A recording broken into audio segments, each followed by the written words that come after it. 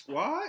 Mizzy World Entertainment is excited to present a all new segment. Not an all new segment, a renamed segment. Mad Mizzy Sports NFL has been renamed. Vern, you want to tell the fans what the new name is? This is Family Blitz.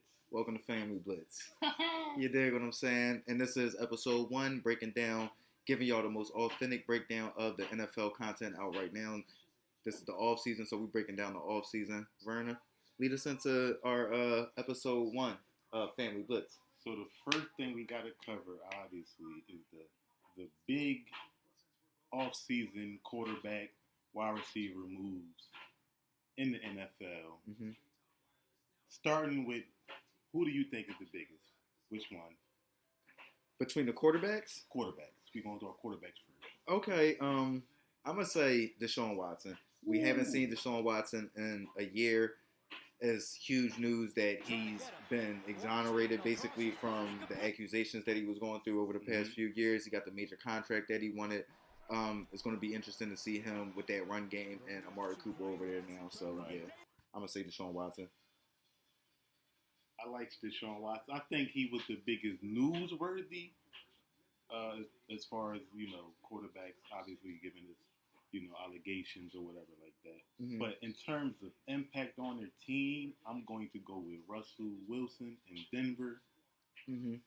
Only because I feel like that team is ready to win right now. I'm not saying that Cleveland isn't, but it's just a lot of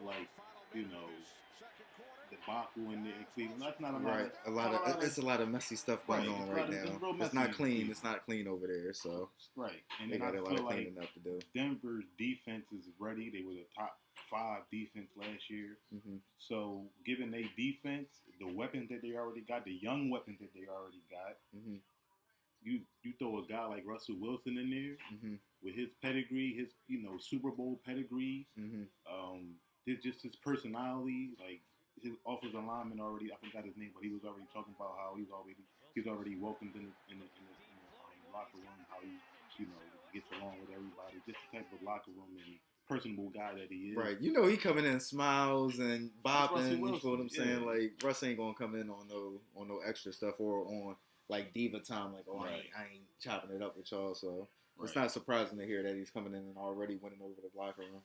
Right, but I think Denver's my team to watch this year. The thing about it though is that they're both coming into heavily stacked quarterback divisions. I mean, you get what I'm saying? Yeah, so it's going to be. They're going to have to perform. Both of them are going to be expected to perform at a high level. So let's go with some other quarterbacks and new faces and new places. Mm-hmm.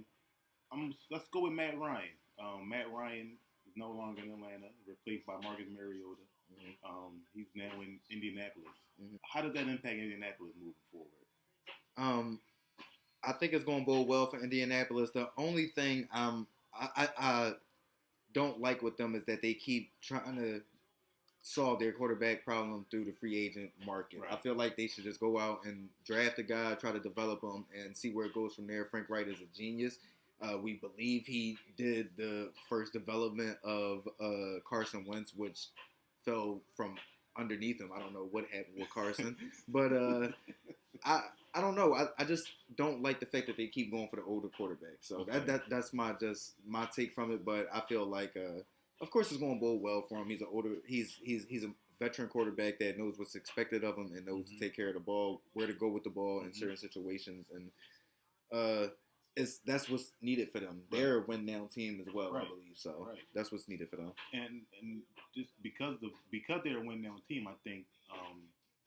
That's why they go for those free agent quarterbacks, because I feel like if you get a quarterback that's young, you got to develop. Unless Joe Burrow was a rookie last year and came and did what he did, but that's an anomaly.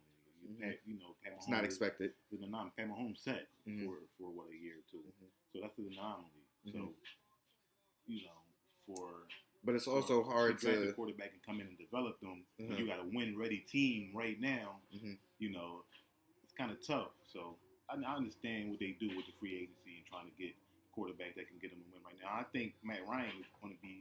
I think he's an upgrade from Carson Wentz to me personally. I mean, obviously we know what Carson Wentz was and what his decline has been from the Eagles. Eagles from that point to now. So I don't know. We'll see. Yeah, we'll see what in Indy. We'll definitely see, and he's coming into a division where it's for the taking.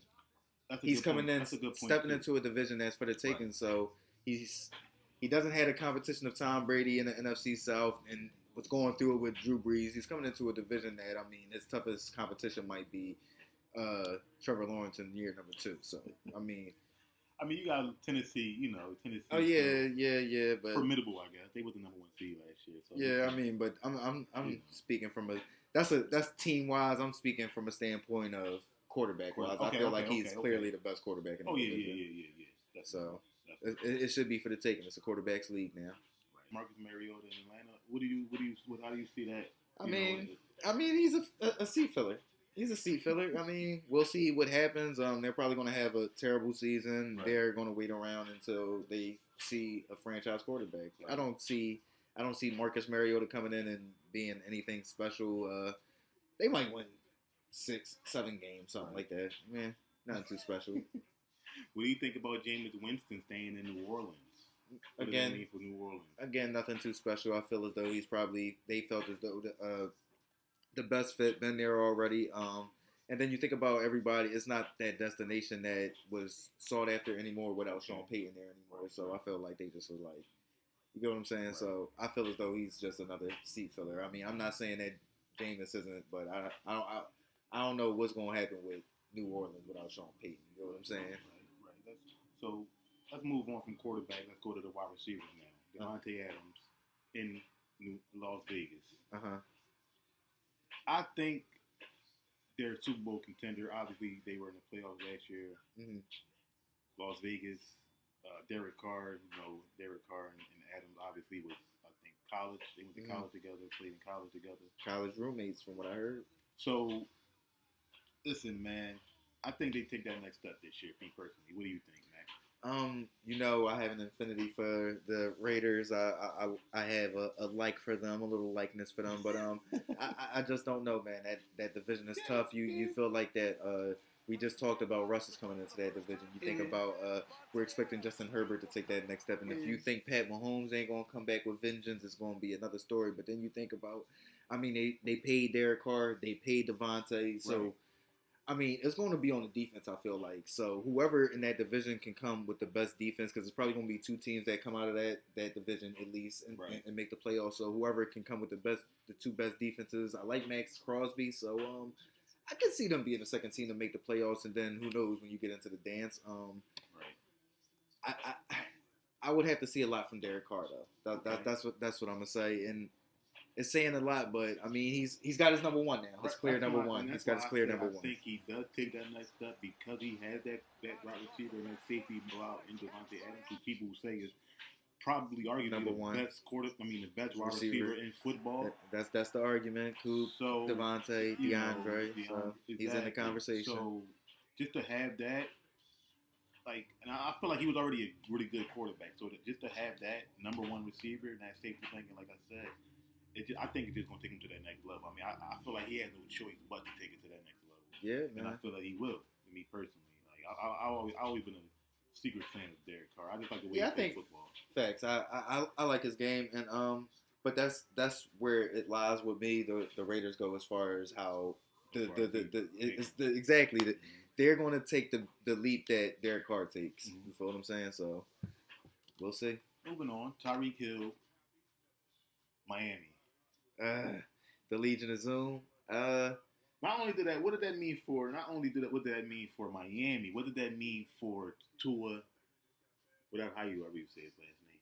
Tua Tagovailoa. Yeah, I've never tried. I don't even want to say it. But it's a lot of pressure on him, man. That's what that means. They gave him the weapons. There's no excuse. They gave him the coach that's supposed to be this genius that was learning under Kyle. So it's a lot of pressure on him. For me, what it means for the Dolphins though is it's a major move. It seems like they're coming as this team that's a destination place, but that's definitely Sin City as well. So it's a Who lot to wouldn't want to be play in Miami? exactly. So so it's hard to say. I feel like it's a bigger news for the Chiefs to not have him coming back, in my opinion, more than it's a game for the Dolphins. If you ask me, I feel like I don't know. I feel like yeah, so the Chiefs than it is a game for the Miami Dolphins. Tua to me has to take a huge step that I don't know if he has in him. Right, and that's the difference. I think I just spoke about Derek Carr taking that next step and having that weapon. I think Tua he should, but I don't know if he will. I'm not that confident. I'm more confident in Derek Carr taking that next step than Tua. Oh, of course. If you asking me to, what? I'm not saying choose, but I'm just saying. Me personally, like I said, Tua got to stay on. For one, he got to stay on the field. He got to stay on the field. That's for one. Then you just look at like his career. His numbers are there. You know what I'm saying? I think like 9 touchdowns, 7 interceptions. Right. It's like, what is that telling me? Right. You get what I'm saying? Like, all right, but you got your weapons now. Waddle in his next year. I mean, I just don't know, man. And when I watch him with the eye test, to me, he's like the weak point in the offense, in my opinion. Okay. In my opinion, when I was watching him. So that actually takes us into our next segment, which is we're going to break down every week. Mm-hmm. One team off season every week. One franchise's off season. And we're going to lead with this week. We're going to start with Miami. One off season in Miami. Mm-hmm. Obviously, the addition of Tyreek. Mm-hmm. They had added Raheem Mostert, who also can't stay healthy. They had Waddle there already. The loss of Brian Flores and all what that means, and you know that the gain of Mike McDaniels. Uh-huh. Do you see them being better or worse this year? What did they finish? What did they? Because they finished strong last year, right? I think like 8 and 9. I think or something like that. Yeah, because they definitely was on that 7-game win streak towards the end of towards the end of the season. I think they were 9 and 8, something like that. I think they definitely ended with a winning record, if I'm not mistaken. Mm-hmm. But I would expect them to be better. I don't know if it's going to be reflected on the record, though. You get what I'm saying? Okay. Like, I feel they're going to be more explosive. They're going to look more competitive. They may feel more competitive. Mm-hmm. I don't know, man. It's a lot. I'm going to say this. A lot weighs on Tua and how he performs, man. That's it. Like, this year, he has to take that leap that Kyler Murray took. You get what I'm saying? That Kyler Murray leap. Right. That in the first few games, you got to punch a couple teams in the mouth. You get what I'm saying? So it's gotta be I don't know if he to where it's like, all right, yo, this dude, he's here. Right. He's here. He's a problem. You get what I'm saying? Yeah. So he has to stay on the field. Raheem has to stay on the field, and Tyreek has to stay out of trouble in Miami. So it's a lot to ask. Will they be better? I'm gonna say no. To come back around, I'm gonna actually say no. I'm gonna say no. Man, I like Mike, but I'm gonna say no. I think they will be better. I think they will be a playoff team only because of the division. I feel like they will. Their defense has lost a lot as well, though. True. But I feel like the Bills are obviously the only competition. I mean, obviously you got New England still, but I think what they added, they could compete with New England, and they're probably better on paper than New England right now. I think they are more talented. Oh, but Devontae in New England. Devontae Parker. Ooh, I forgot about that. With Max, so and then I just feel like they're going to be a better team, overall team. I feel like on offense and on paper, I think they're going to be a better overall team. Yeah, I mean, like I said, I just like the talent that they added. Obviously, Tyreek. You added a playmaker like Tyreek Hill, right? A guy that can take the ball argue that 2 yards. And catch take it 2 yards and take it to the 80. house.